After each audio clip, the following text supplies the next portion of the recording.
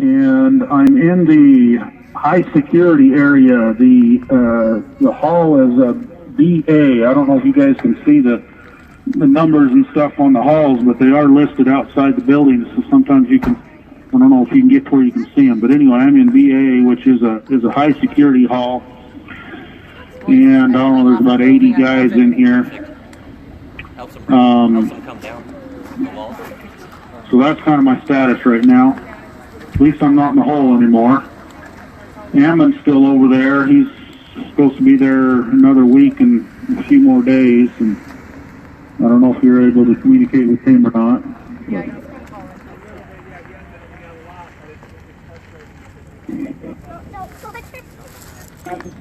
This call is from an inmate facility. Yeah. Well, anyway, hopefully he's okay. Have we heard from Ammon recently? Yeah, he called 2 days ago. Say that again? We have heard from Ammon in the last couple days, so he's okay, but he's still stuck in that hole. Yes. That hole gets pretty lonely in there. Yeah, I'm sure it does. Anyway, so and it is better over here. It's quite a bit better. I'm able to get out and walk around, and able to go out into the yard and catch a little fresh air and a little sunshine, a little exercise, and that's huge. Yeah, can you hear us out here when we're playing music or driving around or anything?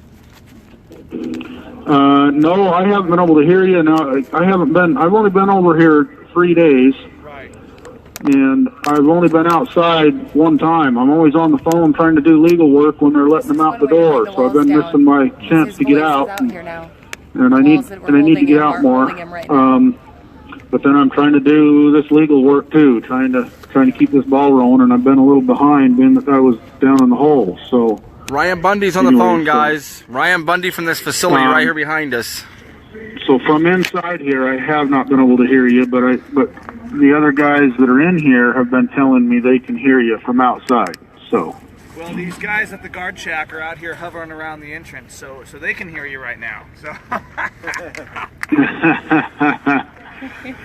Well, anyway, thank you guys for being there. You're giving lots of encouragement. Just so that those, hey, those guards can know, or anybody can know, is, this is supposed to be a land of liberty, a land of freedom, liberty and justice for all, and we're not seeing justice.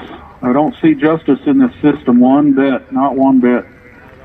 And things need to change. I mean, this is just a money-making program. We're just slaves in here, and we're not forced to labor, but by their profitable gains of us being here, we're the means of their increase, and that makes it. Say again? I said you're still slaves. We're still slaves. We're still slaves. And especially those who are not convicted of any crime. I know I pointed this out before, but I want to point it out again, that the 13th Amendment to the Constitution specifically points out that slavery and involuntary servitude shall not be had in the United States except for those who are duly convicted of a crime. Right. And the problem is we have now is no one's really duly convicted. There's no due process. And I'm experiencing that. The innocence until proven guilty is completely disappeared. They placate it with some verbiage a little bit, but there's no evidence of it. There's no actuality, especially when it comes to like speedy trial or bail, release on bail, no excessive bail. Without those two things, the innocence until proven guilty just disappears. And so we've become, a nation of slaves. And we're just chattel. We're just livestock in here, shuffled around like animals, and they're making money off of us. With the yeah, you're absolutely right. Anyway, the jail staff, they always want to pawn it off, say, oh, they're just doing what the marshals tell them. The marshals say, oh, they're just doing what the judge tells them.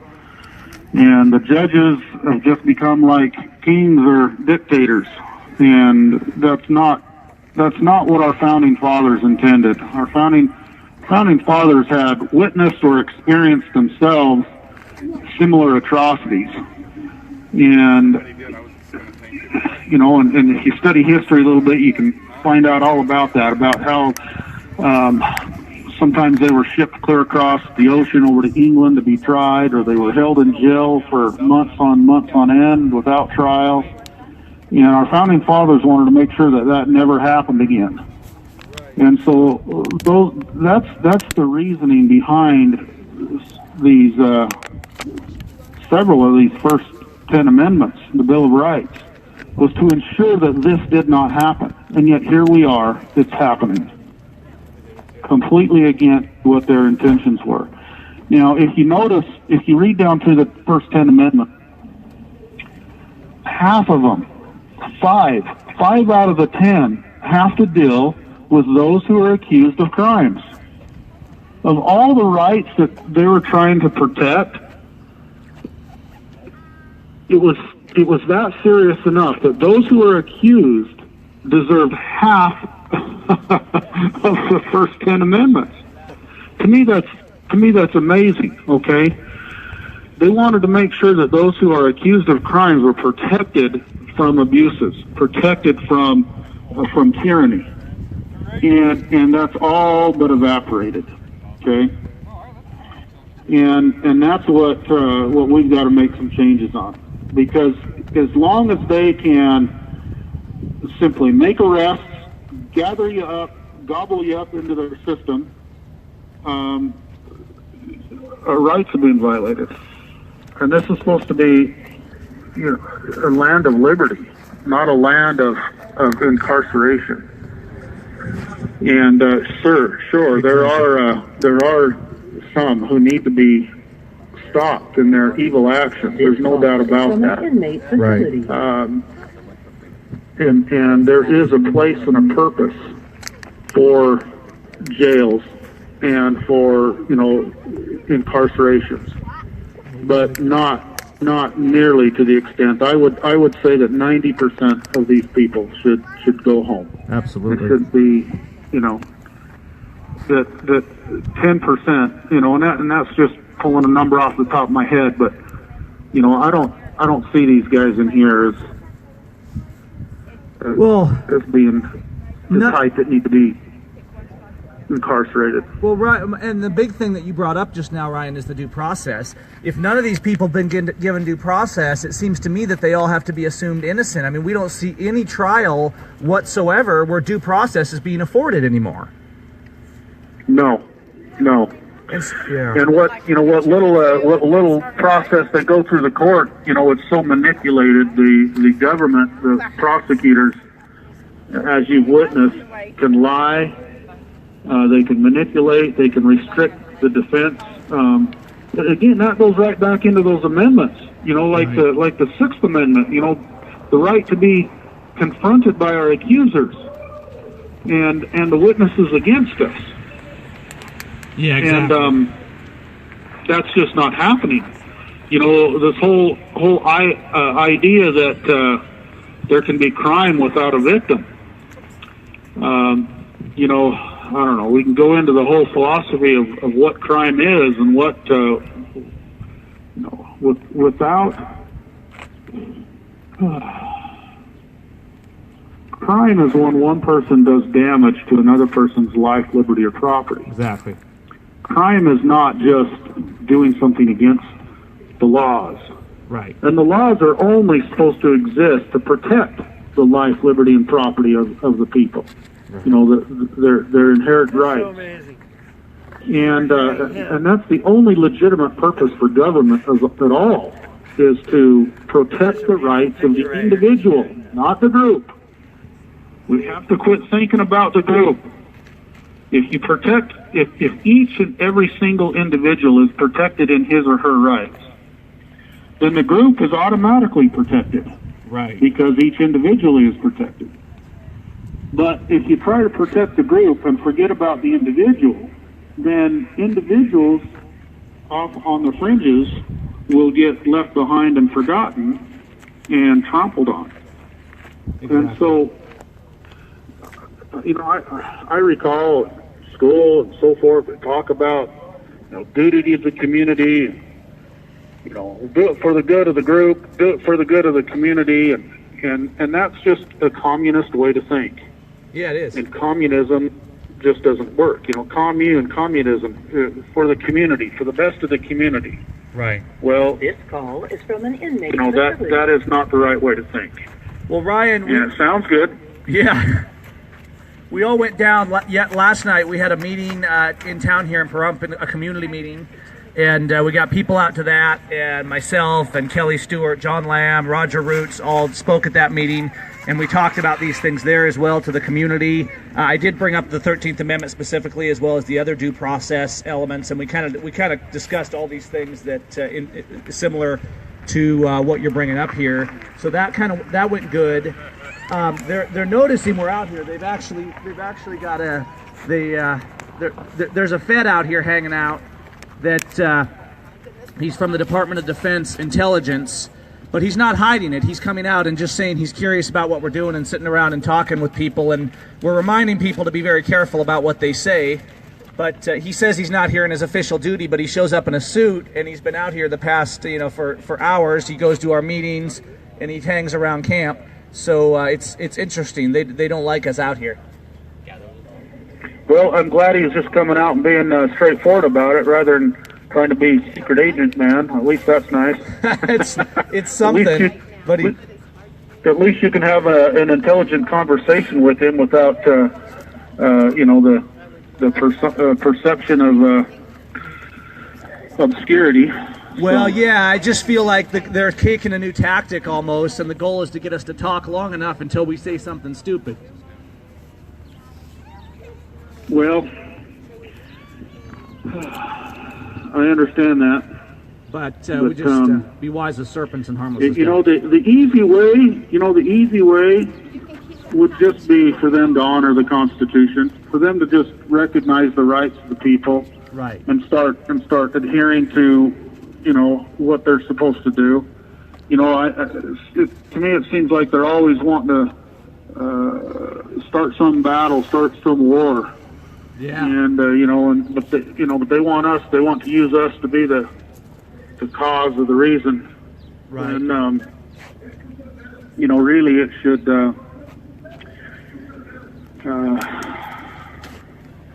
Government, again, the only legitimate purpose for government is to protect the rights of the individual. Agreed. The rights belong to the individual. The rights do not belong to government. The land, the resources do not belong to governments. They do not belong to corporations. They belong to individuals. And individuals should be in control of them. And that's what government is supposed to do, is to help the people claim, use, and defend their rights. That's it. Yeah. They're not supposed to control. They're not supposed to, rule over the people as a master or as a king. Yeah. And so those government entities, the government people that are listening, would simply just do the job they're supposed to do, which is to protect the people, protect their rights. Then none of this. You guys wouldn't have to be there. We wouldn't be in jail. Right. And life go on. Live and let live. Well, and Ryan, I love that. yeah. Sorry, the phone delay kind of screws us up a little bit. We brought these things up to this agent yesterday, and what was sad is it seemed like we kept bringing up the Constitution and this and that, and basically what you just said, and he said, well, there has to be order, so we have to follow order. So basically, the law is what the government says it is now, and that's our job to defend the nation. And it was almost like talking to a brick wall. Maybe some seeds will be planted, I don't know, but the mindset has nothing to do. The Constitution is not taken literally by these men. It's taken as, that's No, nice. it's not. and it means what we say it means. And they truly seem to think they're the good guys in this, and it kind of blows my mind. Well, and I do understand that. I understand that they're deceived, and then, you know, they think we're the bad guy and they are being the bad guy. Well, the bad guy is the one who who tramples on another's rights, whether he's doing it from the shadows as a thief, stealing someone's property, or doing, you know, harm, or whether he's doing it out in the open with a badge on his chest. Right. If they're violating someone else's rights, then they're the bad guy. And anyway, I've got to go here in a second, but again, I just want to. You have 1 minute remaining. Thank you for being there, Call and is from an inmate facility. I really do appreciate it. So keep on keeping on. All right, we're praying for you, Ryan. Let us know what we can do for you if you have any needs. Okay. All righty. Thank you. We'll talk soon, Ryan. Thank you, Ryan. Okay, bye. He needs like bail or speedy trial or. Okay, guys, that was Ryan Bundy. He was on the phone there, right here from the prison here. He called, just happened to call when we were heading down here to play some music. And we're going to redo the flag down here. Today we're going to move the flag over to the other side over here by these pallets. Get it just a little bit closer so hopefully the guys can see the flag flying high. So we're just going to move it just a little bit over down here and set it up for the weekend. It's Memorial Day weekend, so we want to get that a little closer for the guys. We did get mail again today, so we've got we received a flag kite in the mail.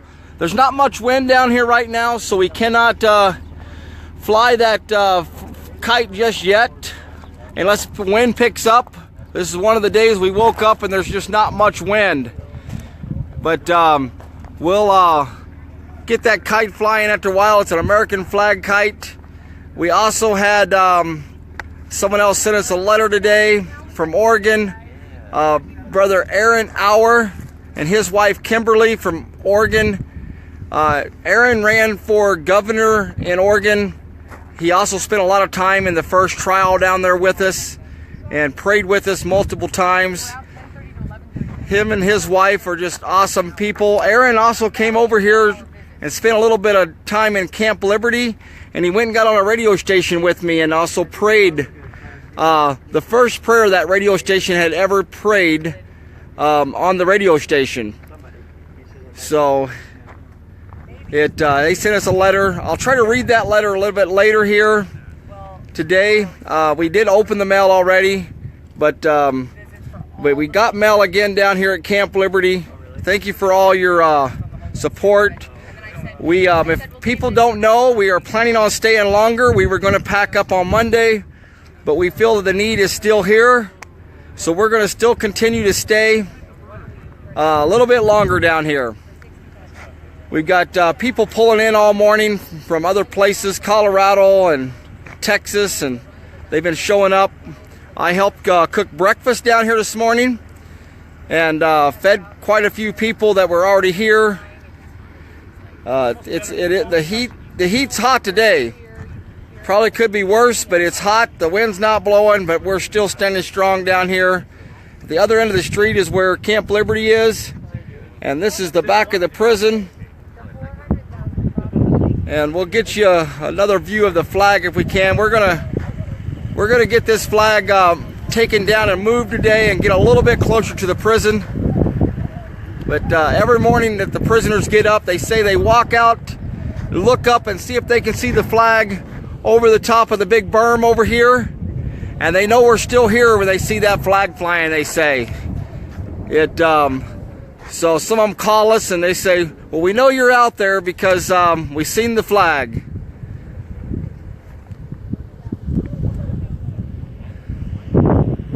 So we have some plans today to take one of the jail cells downtown Pahrump today. We got a place we're going to set the torture chamber up.